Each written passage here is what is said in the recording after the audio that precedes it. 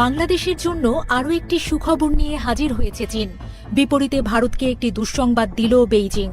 বাংলাদেশ বিমান বাহিনীর আধুনিকায়ন এবং জাতীয় আকাশ প্রতিরক্ষাকে শক্তিশালী করতে চীনের তৈরি 20TJ-10CE মাল্টিরোল যুদ্ধবিমান কেনার উদ্যোগ নেয়ার কথা পুরনো। তবে ভবিষ্যতের জন্য আরও একটি আধুনিক বিমান কেনার ক্ষেত্রেও কিছুটা এগিয়ে গেল বাংলাদেশ। চীনের সাথে চুক্তি ঠিকমতো আগালে পঞ্চম প্রজন্মের J-20 বিমান পাওয়াটাও কঠিন কিছু নয়। চীন তাদের পঞ্চম প্রজন্মের স্টেলথ যুদ্ধবিমান J-20 মাইটি ড্রাগনকে আরও শক্তিশালী করতে যাচ্ছে। রাডার, ইঞ্জিন ও কৃত্রিম বুদ্ধিমত্তা প্রযুক্তির বড় ধরনের আপগ্রেড যুক্ত করার পরিকল্পনা নিয়েছে বেইজিং। চীনের রাষ্ট্রীয় গণমাধ্যম CCTV-কে দেয়া এক সাক্ষাৎকারে এই তথ্য জানিয়েছেন দেশটির সামরিক বিশ্লেষকরা। বিশ্লেষকদের মতে এই আপগ্রেডের মাধ্যমে J-20 যুদ্ধবিমান ভবিষ্যতের আকাশযুদ্ধে আরও গুরুত্বপূর্ণ ও কার্যকর ভূমিকা পালন করবে। বিশেষ করে দূরপাল্লার যুদ্ধ এবং শত্রুপক্ষের রাডার এড়িয়ে অপারেশন পরিচালনায় এই বিমান নতুন মাত্রা পাবে। J-20 যুদ্ধবিমানকে যুক্তরাষ্ট্রের F-22 র্যাপ্টরের প্রতিদ্বন্দ্বী হিসেবে দেখা হয়। চীনের নিজস্ব প্রযুক্তিতে তৈরি এই স্টেলথ ফাইটার প্রথম উড্ডয়ন করে 2011 সালের জানুয়ারি মাসে চেংদু শহরে।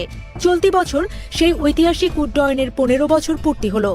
বিমানটি আনুষ্ঠানিকভাবে চীনের পিপলস লিবারেশন আর্মি বা PL এর সক্রিয় বহরে যুক্ত হয় 2017 সালের মার্চ মাসে।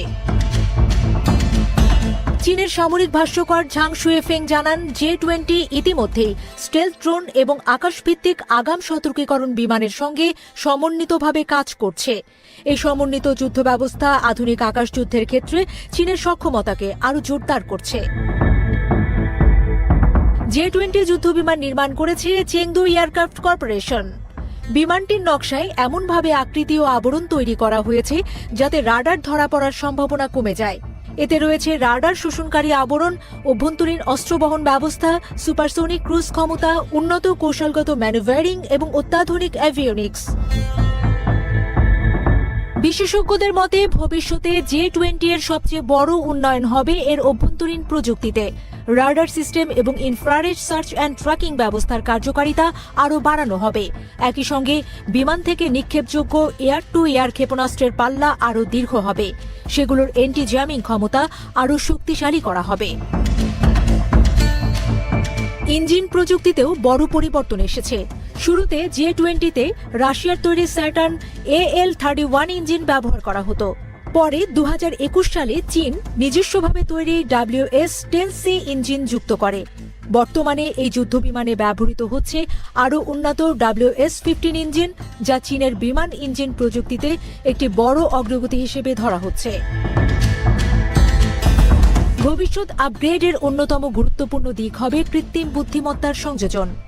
ঝাং শুয়েফেং বলেন, AI যুক্ত হলে J-20 যেন একটি অতিরিক্ত ডিজিটাল সহকারী পাবে।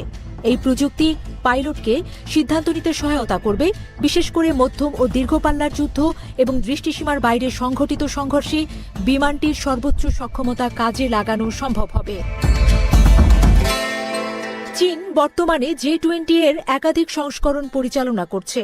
এর মধ্যে রয়েছে উন্নত J-20A এবং 2 আসনের J-20S। J-20S বিশ্বের প্রথম 2 আসনের স্টেলথ যুদ্ধবিমান, যেখানে একজন পাইলট বিমান পরিচালনা ও অস্ত্র ব্যবহারের দায়িত্বে থাকেন আর অন্যজন ড্রোনের একটি দল নিয়ন্ত্রণ করেন। এই মডেলটি প্রথম প্রকাশ পায় 2021 সালে এবং 2024 সালে আনুষ্ঠানিকভাবে আত্মপ্রকাশ করে। সম্প্রতি চীনা বিমান বাহিনী J-20 যুদ্ধবিমানের সঙ্গে GJ-11 স্টেলথ ড্রোন এবং J-16D ইলেকট্রনিক যুদ্ধবিমানের যৌথ অভিযানের ভিডিও প্রকাশ করেছে। ভিডিওতে দেখা যায় ড্রোনটি সামনে থেকে শত্রু লক্ষ্যবস্তুর কাছে এগিয়ে যাচ্ছে আর পেছন থেকে J-20 আকাশের নিয়ন্ত্রণ নিশ্চিত করছে। বিশ্লেষকদের মতে এই সমন্বিত যুদ্ধ কৌশল চীনের সামরিক শক্তিকে নতুন উচ্চতায় নিয়ে যাচ্ছে। এদিকে চীন ইতিমধ্যে ষষ্ঠ প্রজন্মের 2টি স্টেলথ যুদ্ধবিমান অপ্রচলিতভাবে J-36 ও J-50 নামে পরিচিত উন্নয়নের কাজও এগিয়ে নিচ্ছে, যেগুলো 2024 সালে প্রথম পরীক্ষামূলক উড্ডয়ন সম্পন্ন করেছে।